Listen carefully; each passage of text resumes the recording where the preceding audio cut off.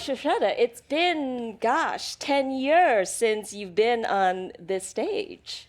Yes, I have. And a lot has happened in that time since you talked about the mental GPS and how it is this part of our brain that controls these behaviors. So before we dive into what's happened, let's talk a little bit about executive function and executive dysfunction, if you could. Yes, so let's begin with the definition of executive function. It is brain's capacity. First of all, it's made of many skills. It's the set of skills that we use to manage our thoughts, our emotions, but most importantly, our actions to produce results so that we can achieve the goals that we have for ourselves, that we have created by ourselves, so that our future self benefits. And most important thing about executive function is that we have two brains, literally one, but there's a boss brain and the worker brain. So how does the boss brain get the worker brain to do its job? And that collectively is known as executive function. Lovely. Okay, so boss brain, worker brain. Got it. I just know that my boss brain and my worker brain, they don't talk. Sometimes there's a mismatch. Yes, they don't talk.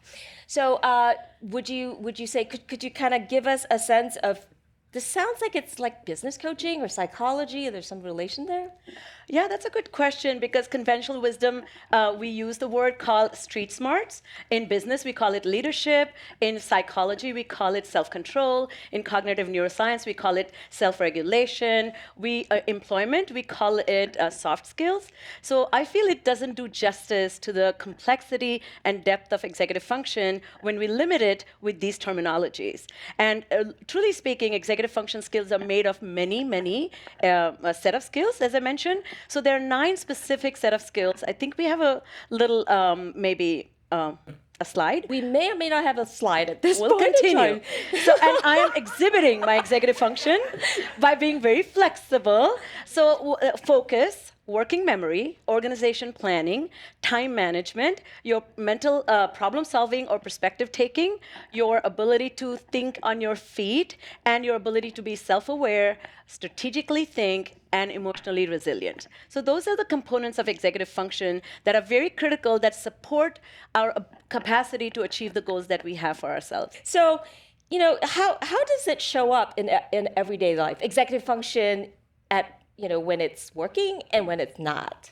So I love to give this example that when executive function skills are working, you never hear about it, okay? Because it's like taking a shower. The day you take a shower, nobody says anything. But the day that you don't take a shower, everybody says you stink. Right? So executive dysfunction shows up as procrastination, underfocus, overfocus, multitasking, missing the forest for the trees, argumentativeness, overthinking, underthinking, and also shooting from the hip. So, and then finally having a meltdown. So those are examples of executive dysfunction, if I may say so. This sounds like me organizing this conference with the team. Yes. Well, I'll give you an example. So executive function skills, of course, they are very critical for self-management. And in a multifaceted way, we are using our executive function. So executive function skills are also like putting gas in your car. So more you drive, less you have it. So you may be very organized, strategic, and thoughtful, and then in chaos or crisis, you may be completely under-functioning. You may be doing a really great job in your finances, but you're doing a terrible job with your friends, or vice versa. So I myself like to claim that I have phenomenal executive function skills, if I may say so myself. However, I have taken my mother to the airport at 8 a.m. for 8 p.m. flight. Very embarrassed about that. Well, I don't know. That sounds like bonus time with mom to me. Yes, if I have the emotional resilience to look at the brighter side. And who doesn't want more time with mom? Of course, me too. Me too. Okay, so in all seriousness, how do we improve these skills? Can they be improved? So fundamentally, these are pliable skills. So are you born to play piano? No. We literally understand that teaching playing piano is very much to exposure, experience, and practice. So similarly, executive function skills can be very much learned, and they need to be taught with great care and effort. So there has to be investment in executive function. They're not going to just emerge and be fabulous. But there's some, let me give you an example of procrastination, since you kicked this session off with that. Anybody suffers from procrastination here? Oh, Yes. come on. Yeah. Oh. So if I'm training your executive function in the area of procrastination as a set of skills, I will approach it 3 steps. So the first step is called psychosocial education. So what if I begin and tell you all time management is pain management? So that means you think you're procrastinating because you're managing your time poorly. No, no, no, no. You're managing your emotional relationship to the task poorly. So this psychosocial education is the first step of training. The second step of training is task analysis skills. So in order to understand why am I procrastinating, I need a list. I like to call it glitch list. So why not make a list of 10 things that I have procrastinated in the last 10 days? Now, a pattern emerges. So this capacity to evaluate and see patterns is also an executive function skill. And then looking at the pattern, you can devise a method based on pattern analysis. And the last stage of procrastination is skill building. So that means the skill building is literally learning. If you want to learn to master swimming, you need to do multiple laps. So with executive function, you need to do mental laps. So one of the things that people really struggle with is their capacity to do effortful work. So the training involves doing uninterrupted, unmultitasking, 40 minutes of work for an adult. This is really hard. So that's how you compensate for executive function. Problem with procrastination. Well, these sound like really important skills. They sound really hard for adults. I have to believe that they're hard for kids. And should kids be taught these skills? Can they be taught these skills? Well, you know, it's so interesting. I was here 10 years ago, and my topic was mental GPS. And the idea is that everybody has a mental GPS. We need to program it, and we need to utilize it. So without a destination, you do not have a roadmap. And without a roadmap, you cannot leave the parking lot. So you may be driving and feel very accomplished, but you haven't left the parking lot, right? So the idea I presented was that people who struggle with executive function need support and help to improve their abilities.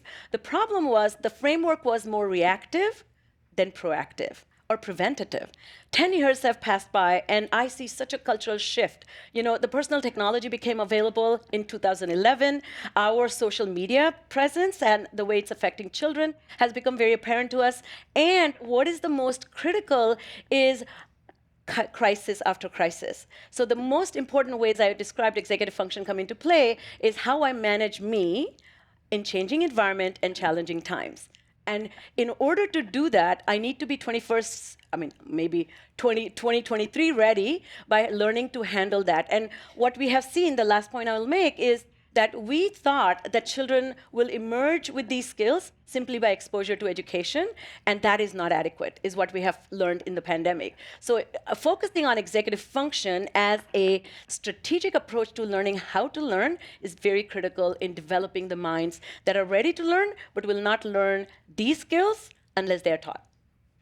That's really interesting. So instead of treating and developing executive function skills when someone has a disorder or has been diagnosed with something, you're suggesting that we proactively develop executive function skills so that we, adults and kids, can live to their full potential. Is that what you're saying? You summarized it so well. I love the term full potential. So I have great potential. What if I don't know what my potential is? And what if I'm underachieving and it is other people's idea that I should improve?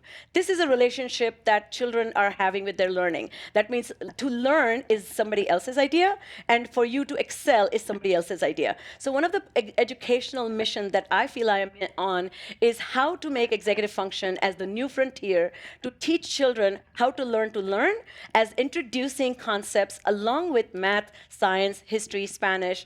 And we know those subjects are learned with practice, exposure, experience, and expert feedback. So just in closing, I will say there are several components of executive function training that need to be built in the way we teach executive function. Novelty, something that I've never seen before. ambiguity, something that's not clear, expert feedback, something that is complex and abstract that requires me to think about my thinking and self-reflect, and lastly, strategic approach to self so that I am a better person than I was yesterday. Wow. So you're saying that these are the steps or some of the components for a framework for kids. Yes, very much so. Wow, that's really interesting. All right, a round of applause for Sucheta.